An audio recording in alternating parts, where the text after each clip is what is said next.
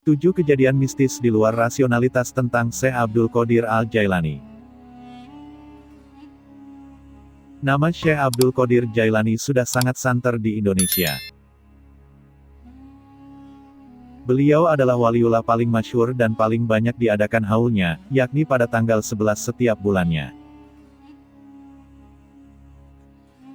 Tokoh ini adalah pendiri tarekat Qadariyah yang terkenal dengan banyaknya karamah dan kejadian-kejadian mistis yang dimiliki, tentunya atas izin Allah.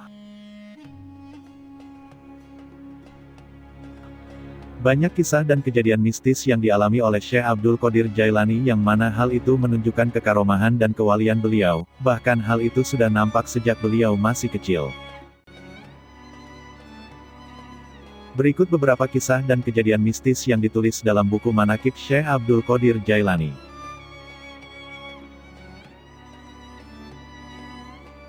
1. Berpuasa sejak bayi. Saat masih bayi, Syekh Abdul Qadir tidak pernah minum air susu ibunya jika pada bulan Ramadan. Beliau turut berpuasa dan tidak mau makan apapun meski beliau masih bayi.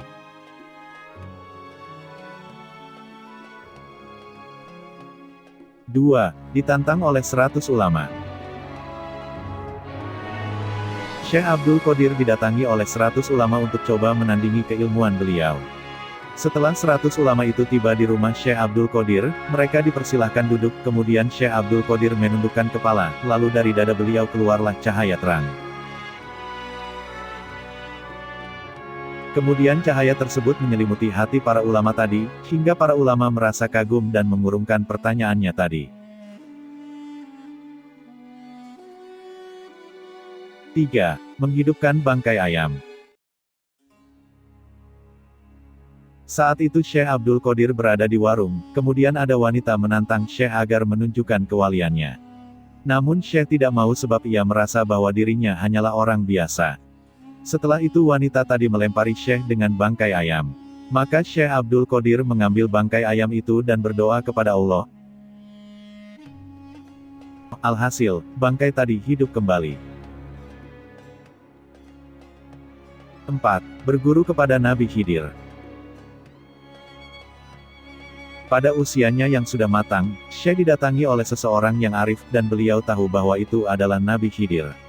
Syekh berkata kepada Nabi Khidir, "Wahai Khidir, sesungguhnya kamu tidak akan sanggup bersamaku, sebab aku bukanlah seperti Nabi Musa." Maka Nabi Khidir pun menerimanya menjadi murid. 5. Memerintah angin. Syekh sedang ada di sawah, kemudian beliau melihat seorang nenek yang menangis karena padinya dimakan oleh burung-burung. Kemudian Syekh memerintahkan angin, "Wahai angin, turunkan semua burung-burung itu, penggallah kepalanya." Maka burung-burung itu jatuh dan satu persatu padi itu dikeluarkan dari perut si burung, dan dikembalikanlah padi itu kepada si nenek. Kemudian Syekh berdoa kepada Allah agar burung-burung tadi bisa hidup lagi,